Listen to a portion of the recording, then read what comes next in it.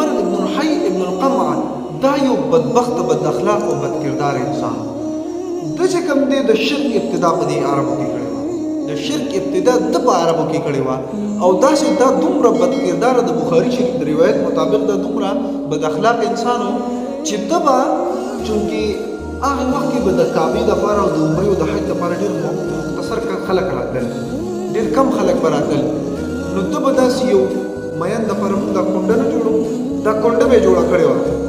او یو لرګی به یې پسې تړلی و چې د کم یو حج د طواف کوونکي چېرته ښه څادر به په ولي باندې ده ولیدو ده به د په کونډه کې هغه چې کوم دی روچا په کونډه کې به یې ویستو چې هغه په حج کې چې کوم دی مبتلا او یا په دغه کې په طواف کې نو هغه به ده به دا څادر د وږې نه د هغه اوچت کړی والسلام چې کله تورات راوړو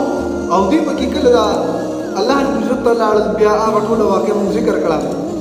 بیا چې دوباره رالل نو دوی وویل چې یاره په دې خو موږ عمل نشو کولی نو الله رب العزت څه وکړل الله رب العزت فرشتو ته حکم وکړو دا کوی تور دا غر راواغستو یو غر او هغه د دې پرې سرونو باندې ودرو د دې پرې سرونو بس داسې یو لوی شي اوچت کو داسې راواغستو د دې غر د دې پرې سرونو باندې کو ورفعنا فوقكم الطور پورته کوم د پاسه ستاسو تور غر دا تور غر نه کوی تور چې کوم دی دا راواغستو د دې پرې سرونو منې یو کو نو دا تورات اوس منې یو کو نو بیا خو د دې شبره لار نه کو اخو دې خوای کول نه بس غر په راکې خودو چخنی کولې نو دې بیا چې کوم دی احکام مو منلو تورات مو منو او بیا ودا الله فرمایي چې خذوا ما اتیناکم بقوه واذكروا ما فيه لعلكم تتقون دا په مضبوطیا سره ونیسئ اوس زمونږ بعضې سیکولر خلک وایي چې وایي لا اکراه فی الدین قرآن کې الله فرمایلی دي چې وایي په دین کې زبردستی نشته په دین کې زبردستی نشته نو دلته چې الله فرمایي ورفعنا فوقکم الطور او موږ غر د هغې د سر د پاسه کو چې منې وکړو چې نه منې چې دا غر د باندې راکېدو چخني نو دلته لا اکراه فی الدین د دې او د دې بیا څه دغه شو نو بھئی لا اکراه فی الدین کی دا خبر دا چې بھئی مشرک دے کافر دے نو پزور وته تنشوي چې شابه کلمه وای الا کلمه به وي نه بھئی چې هغه پزور ته بچا کلمه نشوي دا به هغه د خپل ځړه تسلیمای اقرار باللسان وتصديق بالقلب بلازمي بده کی وجب اقرار کوي او چې پزړه کې دا الله وحدانیت ای اوس ته په پزور ونی مې نو دا څه چې دا هغه د الله وحدانیت ومني د زړه نه نو په خوله بیا اقرار وکړي د الله نو اوس دا هغه خلکو چې دوی منلی و الله او موسی کلیم الله چې کوم دی د الله پیغمبر منو په دین کې خیر پیر کول غوښتل چې موږ ته د اسانتیا راشي نو دلته اوس دین کې کمپرومایز نشته دی دې کې اسلام هم کمپرومایز نه کوي الله هم نه کوي د الله رسول هم نه کوي دلته کمپرومایز نشته دی چې ته مسلمان شوې چې تا کلمه وویله الله دې ومنو د الله پیغمبر دې آخري نبی ومنو بس اوس تا دپاره چې کوم دی کمپرومایز نشته نه به مونځ پرېږدي نه به زنا کې نه به قتل کې نه به دروغ وي دا شیزونه ستا لپاره بلکل دا نور چې څومره اعمال راځي نه به سود کې دا ټول حرام دي اوس کو باوجود د دې یو کس مرتد کېږي وایي چې نه سود صحیح دی نه بد نظری او زنا صحیح ده دا مرتد شو د لپاره حکم د قتل دی په اسلام کې دغه شان دوی چې دا کوم عمل کوو نو دا د دې د مرتدوالي کوو نو الله په د پاسه دا کوی تور غر وکړو د دې د وجې نه چې په دین کې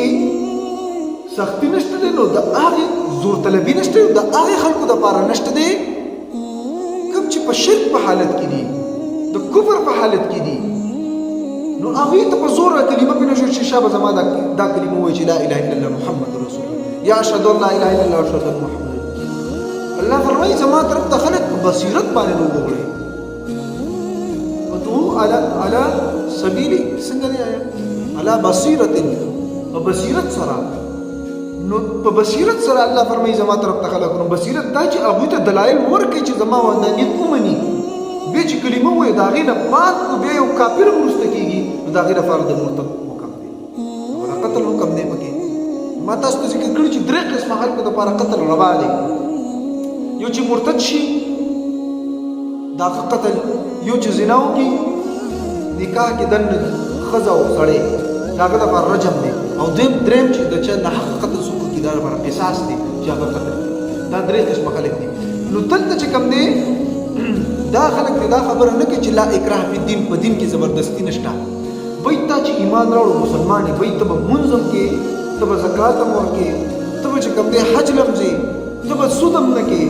ته به د دې شیزونو نه ځان ساتي. او که نه نو ګوره بیا چې کوم دی څه اسلام او دین بیا قید ایښی دی د سزا. یو غیر شادي شده نارینه یا زنانه هم زنا وکړه نو دې لپاره 100 کوړي دي، دا سزا ده.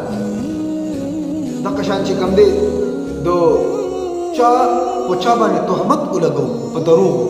دا مې یاد وساتئ چې چا په چا تهمت ولګو، دروغ د چا په ذات باندې وویل او هغه ثابت نه کړو، نو په شریعت کې د ده لپاره 80 کوړي دي. نن زموږ څونه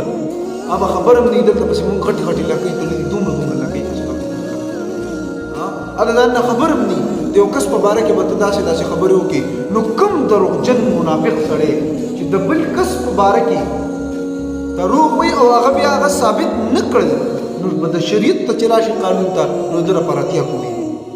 نو تاسو وایئ چې یو کس دروغ وایي داسې او قانون یې راونیسي، قاضي له لاړ شي چې نه تا خو ته دروغ ویلي او دا تا ثابت نه کړل، او راونیسي او 80 کوړي ورکړي، څوک به دروغ وایي. یا داسې یو کس چې کوم دی یو 100 کوړي ورکړي یا پکې یو 2 رجم کړي، څوک به داسې وکړي؟ نه خو د اسلامي قانون دی الله باندې نافظ کړي. خو موږ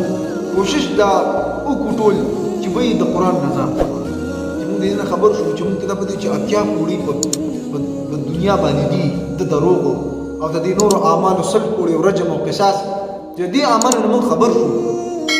نو کم از کم موږ په دنیا کې دا حرکت نه کوو. ځکه که څوک یو سړی اوس دروغ وایي نو په دنیا کې په چا بختان لګوي، نو په دنیا کې خو اوس سزا نشته چونکې قانون نشته که نه، نو چې دا پاتې شو نو آخرت ته خو دې سزا ورسېده. د آخرت ته سزا نه دی الله اوس، آخرت ته یو کوړی نه دی خو دې وساته.